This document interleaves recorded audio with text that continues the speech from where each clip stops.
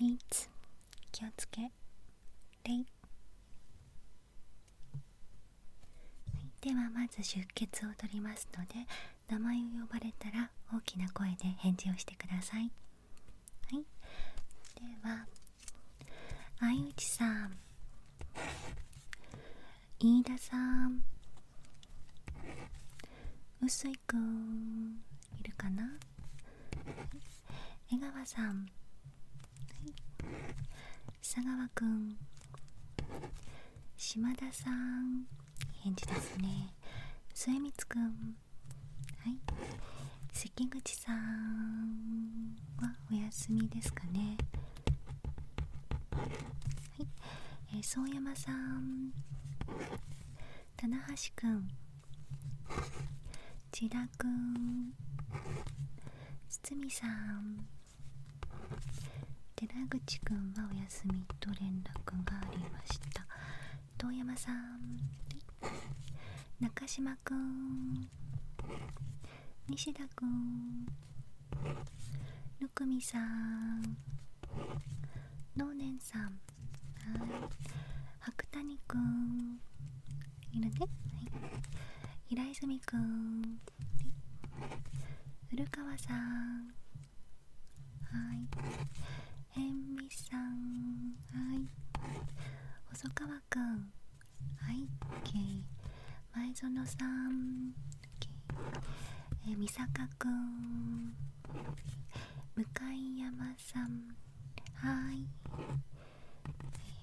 めみだくんもお休みかな。はい、山口さん、ゆいはらくん、よごくん、はい、ランガさん、りんどうくん、れいすいさん、はい、六山くん、わきさん、はい、今日は関口、今日は123人がお休みかな。はい、皆さん体調は大丈夫ですか？はい、よかったです。では今日はね、こちらの教科書使って日本史の前回のね授業の続きになります。前回の授業を寝ずに聞けたという人、はい、少ないですね。もし前寝ちゃったっていう方はぜひそちらから復習をしてくださいね。はい、では今日は前回は近代国家の成立をねやりましたよね。そう、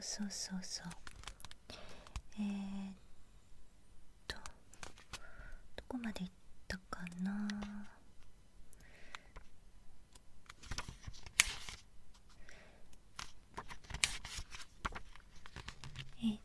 そうね、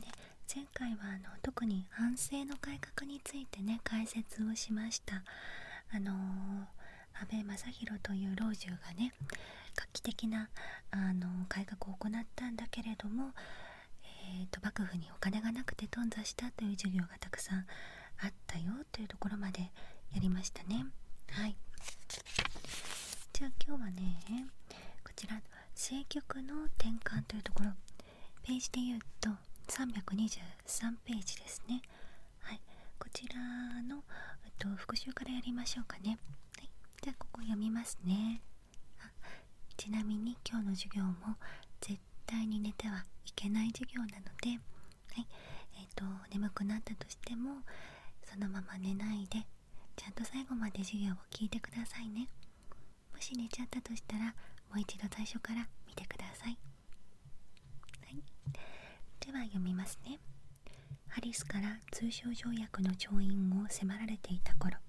幕府では13代将軍家定に子がなかったため、その跡継ぎを誰にするのかという将軍軽視問題が大きな争点となっていた。越前藩主松平義長、薩摩藩主島津斉彬、土佐藩主山内豊重ら夕藩の藩主は年長英明な将軍の擁立を掲げて、徳川斉昭の子で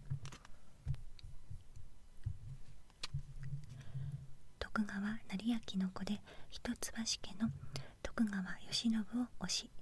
譜代大名らは幼年ではあるが血統の近い紀伊藩主徳川慶富を推して対立した。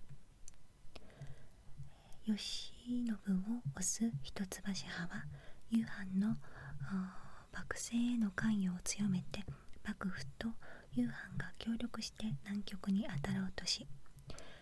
慶富、これの地の家持ですけれどもを推す南紀派は幕府の専制政治を維持しようとし、朝廷も巻き込んで激しく争った。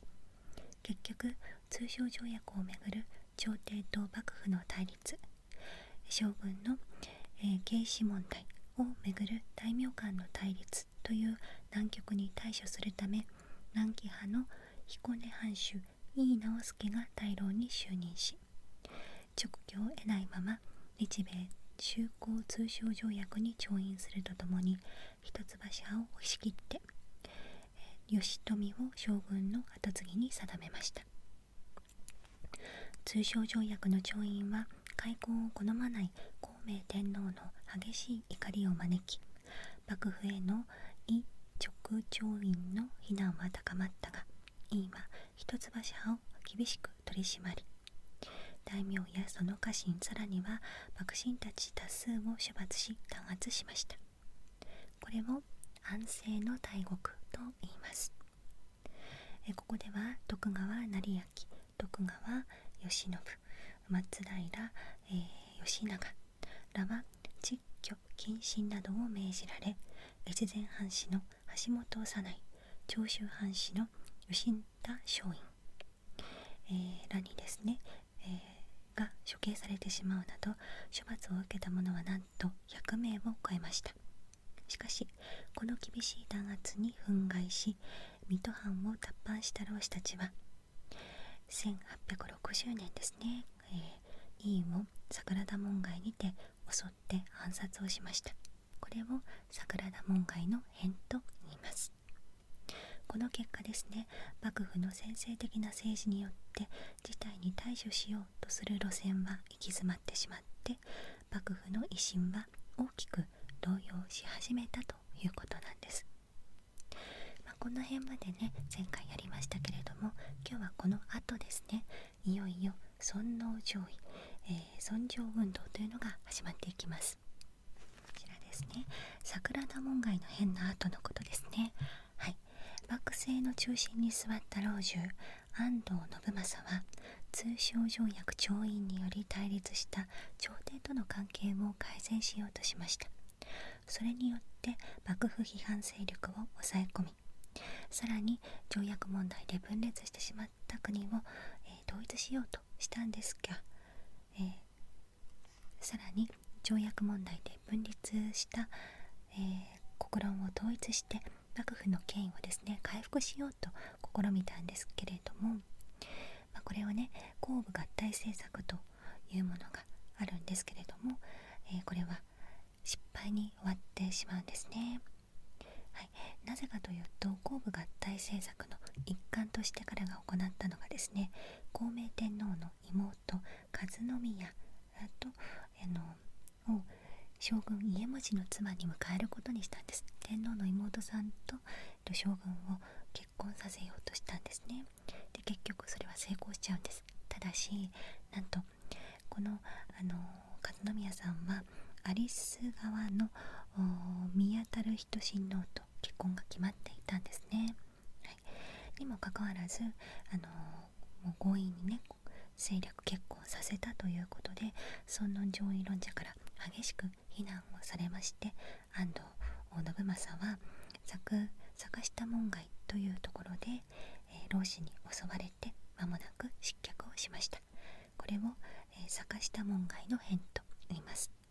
この桜田門外の変は有名ですけれども、実はその後すぐですね、坂下門外の変というのも、行われているんですね。はい、じゃあその後でどうなったかというのを見ていきましょう。このように幕府による甲部合体政策は頓挫をしたんですけれども、11代将軍の、夫人がですね、島津重秀の子で近衛家の養女であったことなどから知られるように、朝廷幕府の双方につながりの深い外様の薩摩藩が独自の甲部合体政策の実現に動いたんです。これをちょっとね、今日見ていきたいなと思います。はい、ちょっとね、眠くなってきた方もいると思うのでね、教科書から少し離れてね、こちらの方を見ていこうかなと思います。その前に少しだけ、あとちょっとね、教科書読むのでね、ついてきてください。はい、藩主の父島津、久光は1862年に寺田屋事件などで藩内の尊王攘夷派を抑えつつ、直使大原重富とともに江戸に赴き、幕政の改革を要求しました。幕府は薩摩藩の意向を受け入れて、松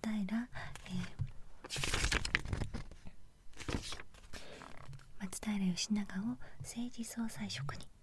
徳川慶喜を将軍後見職に任命しました。また京都諸市街などを指揮して京都の治安維持にあたる京都守護職を新設し、会津藩の松平片盛をこれに任命し、合わせて参勤交代を3年に1回に緩和をして、西洋式軍制の採用、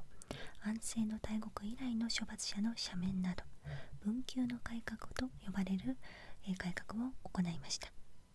この文久の改革ね、名前こそ知ってるよっていう人いると思うんだけど、今言った内容ちょっと分かりにくいので、もう少し具体的に見ていきましょう。文久の改革。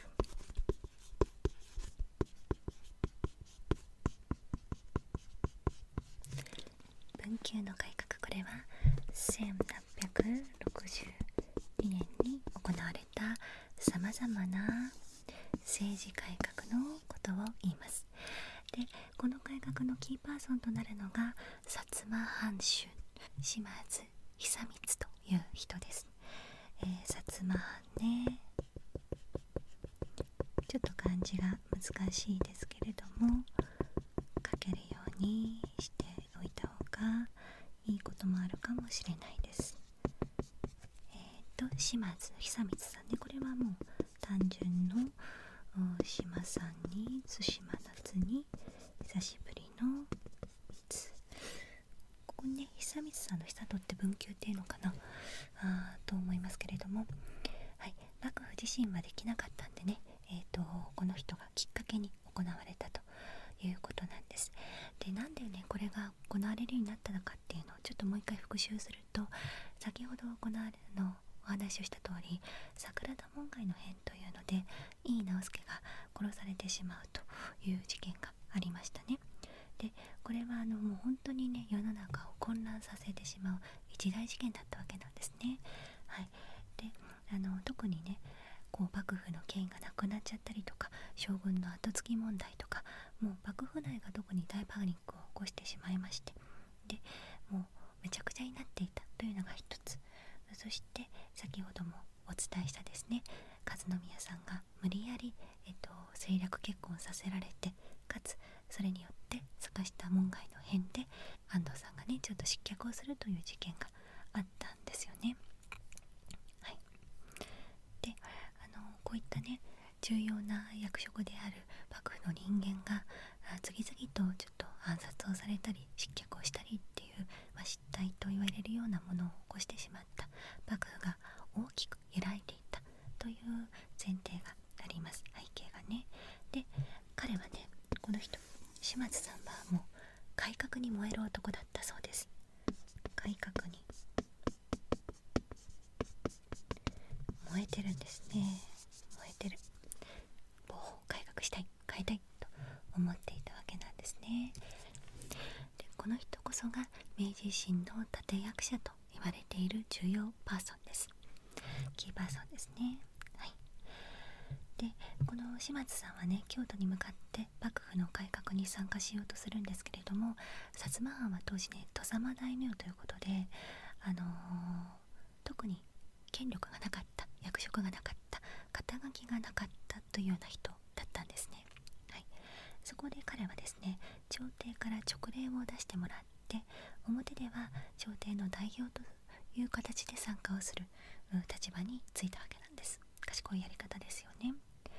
しかし実は幕府の許可を得ずに勅令を出すっていうのは違反行為だったんです、当時。しかし当時の幕府にはそれを止める力がなかったですね。そこをうまく利用したということなんですね。久光さんは江戸に到着して朝廷の勅使ということで改革に当たることになったわけなんです。しかし考えてみてください。幕府からしたら何者でもない久光さんが勅令もらいましたと言って、朝廷のものですって改革しますって来たところでですね、はいお願いしますとは言いづらいわけなんですね。そうでもそんな混乱状態にあったからこそ幕府の立場として当時はもう黙っておくしかなかったということだったんです。こういう状態をタイミングよく見計らっていったからこそ明治維新が起こったと言っても過言ではないですね。だから何事もタイミングって大事ですよね。はい、でね、重要な改革のね内容になりますね。まず一つ目、人事改革です。はい、先ほど教科書読んだ通りの内容がこのいわゆる人事改革になるんですね。はい、幕府の人事改革としてまず一橋慶喜が将軍御見職となりました。これはですね、当時まだ幼かった家持さんをサポートする役ですね。この話はね、前回の終わりにちょっとしましたね。2人のつながり、絆の強さみたいなくだりでお話をしました。はい、そして2つ目が制度改革ですね。これもさっき参勤交代を3年に1回にするとかそういったお話でしましたけれども、今までね、隔年2年に1回江戸に行くことになっていたんだけれども、結構スパンとしては短いですよね。それを2年から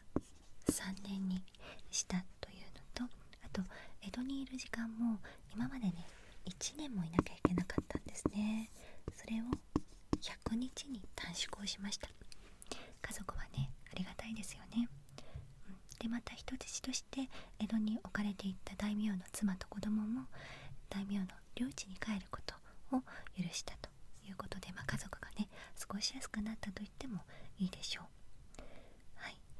でこれはね本当に根本的に変わっちゃったという改革だったので、国内外に大きな反響を呼ぶことになったんです。そして3つ目がね、西洋技術の取り入れです。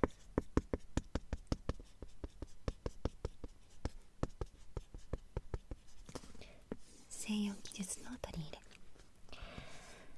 先ほどのね前回の授業でも言った通り、もう本当に日本が遅れていたからどんどん外国にもう有無を言わさずサインさせられたりとかいろいろと入ってこられて、これじゃいかんということで安倍さんも安政の改革をしたんですけれども、ここでも西洋に日本が追いつくためにここの改革では技術をね、具体的にも技術をどんどん取り入れようとしています。でこれまでもオランダなどの西洋技術を調べるために作られていった場所があったんですけども、それを名前を大きく変えてさらに西洋技術を取り入れようということにしました。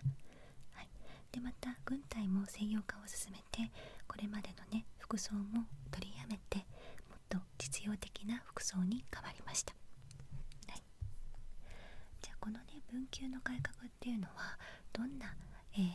影響を及ぼしたのかというところをね見ていきましょう。はい、このようにですね、甲部合体運動が幕府や有藩藩主層を中心に進められたのと並行して、下級藩主を中心とする尊王攘夷派の動きが激しくなってきました。尊王攘夷論は尊王論と攘夷論とを結びつけた後期の水戸学の思想で、藤田東子藤田東子、相沢康らが中心でありました。尊王論それ自体は将軍の支配の正当性を権威づけるものであったが、対外的な危機が迫ると上位論と結びつき、欧米列強の圧力に屈服して開国した幕府の姿勢を非難し、実践的な政治改革、政治革新思想となっていきました。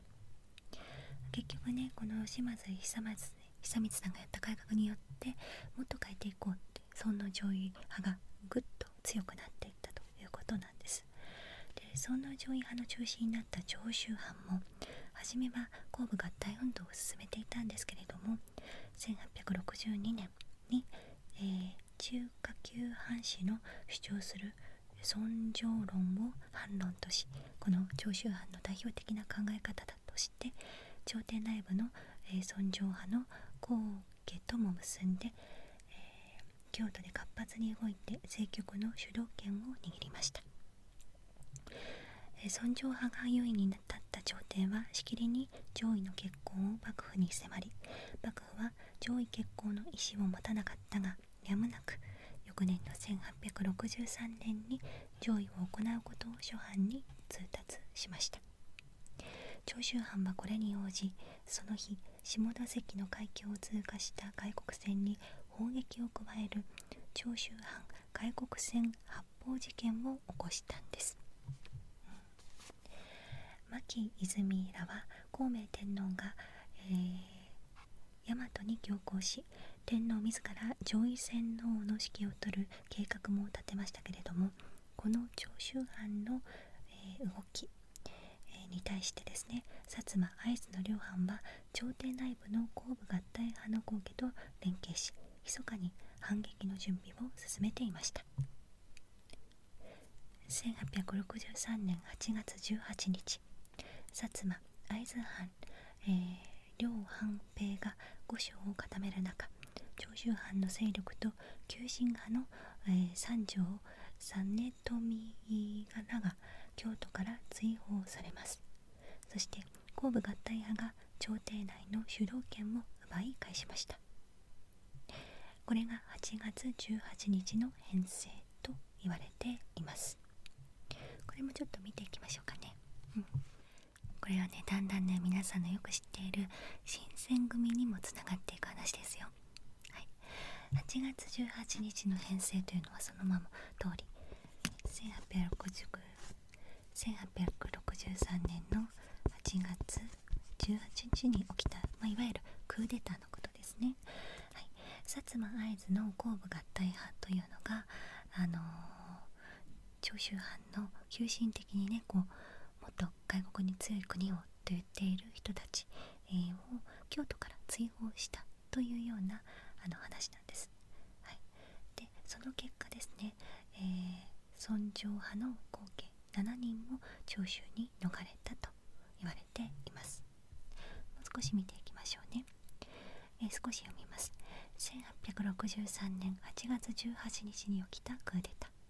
薩摩会津などの甲部合体派が中川宮智彦親王らの朝廷内の甲部合体派と結んで、長州藩を中心とした急進的な尊攘派を京都から追放した事件のことです。長州藩は、お宮のね、警備を兼任されて、三条実富ら急進派の役職人たちも京都から追放をされました。つまり尊王派がね、穏便派とも言われるんですけども、外国にね、攻撃をどんどんするのじゃなくって、海外からいろいろと知識を取り入れて少しずつ強くなっていこうよというような、人たちがですね、急進派らを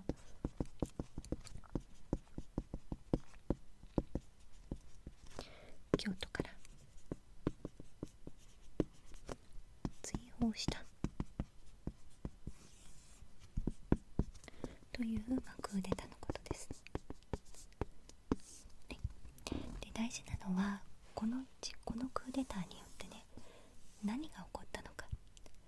どんなことが起きたのか、そこがね、一番面白くなってき少し読んでいきましょう。尊王攘夷派の中心になった長州藩も、初めは公武合体運動を進めていたんですけれども、ここ読んだよね。はい、では、続いて読んでいきましょうね。この京都から追放したその前後の話なんですけれども、京都の動きに呼応して、中山忠光という方、そして土佐藩士の吉村虎太郎という人が、五条の幕府大官所を襲った天中組の変、また福岡藩を脱藩した平野国臣、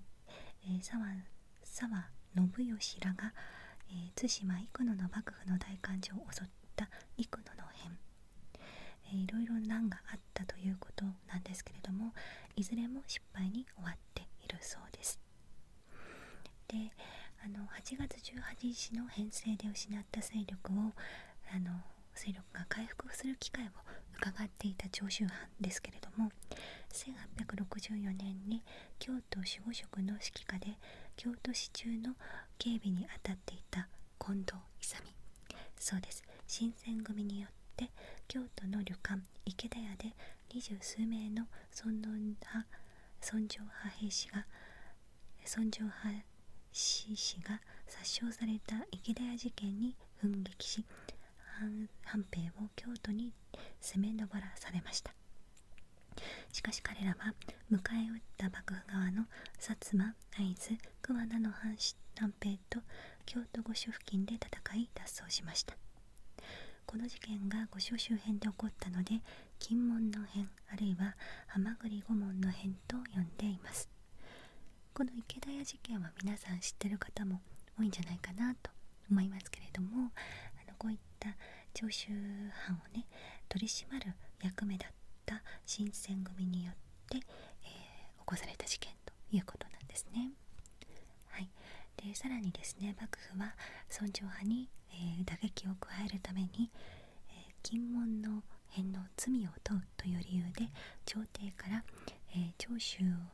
にですね勅書を出させて長州藩を攻撃するんです。また貿易の妨げになる尊長派に打撃を加える機会を伺っていた列国は、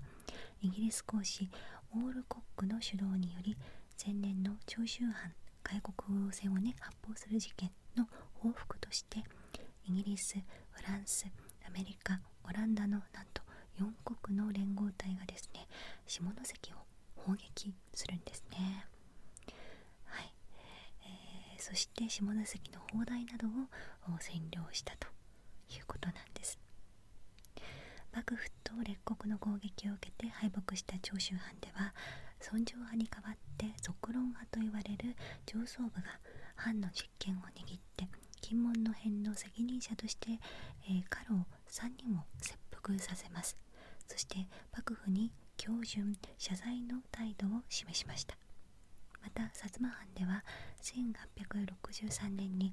先の生麦事件の報復のために鹿児島湾に来航したイギリス船隊と交戦して大きな被害を受けました。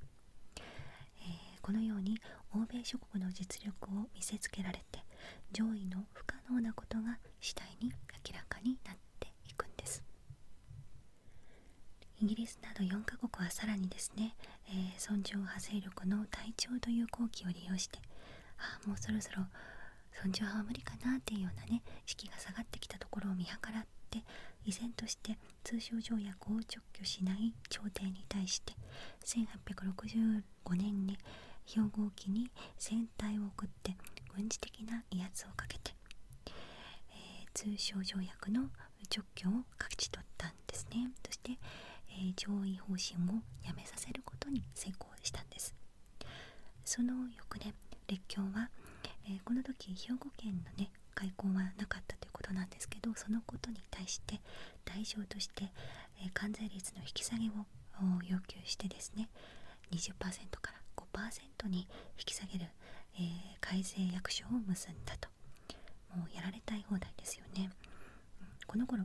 対日外交に、指導的役割を果たしていたイギリスは、公使パークスという方とか通訳者アーネスト佐藤さんが次第に幕府の国内を統治する力が弱体化しているということを見抜いたんですね。はい、自由な貿易をするためにもですね、幕府に代わる政権の実現に期待するようになりました。はい、で薩摩藩でも撮影戦争、イギリスとね戦争したと先にありましたけれども、によって攘夷が不可能であるんだともう知ってしまったんですね。それによってイギリスに近づきます。そして西郷隆盛、やっと出てきましたね。西郷隆盛、そして大久保利通らが、藩政を指導し、武器の輸入、留学生の派遣、洋式工場の建設など、どんどん改革を進めていったんです。一方、フランス公使のロッシュという方は幕府を支持し、内政外交上の助言、さらには600万ドルの借款など財政的軍事的援助を与えました。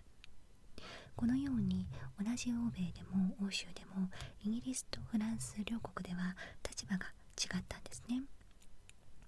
そして朝廷、夕飯と幕府との対立と絡み合って、外国勢力の介入の危険が高まって、どんどん物事は複雑になっていくんですね。はい、なんとなくね、前回やった幕末の動きがね、みんなのよく聞くような新選組だったりとか西郷隆盛だったりとかっていうのが出てきた、その前のね背景っていうのが授業として少し具体的に見えてきたんじゃないかなと思います。次回は倒幕運動の展開というところで、さらに有名な名前のね人が出てきますので、ここからやっていきましょう。はい、皆さん寝てないですか？大丈夫かな？寝てしまったらね、もう一度最初から再生してみてくださいね。それでは今日はこの辺で終わりますね。起立気をつけれ。はい、ではゆっくりとお休みください。おやすみなさい。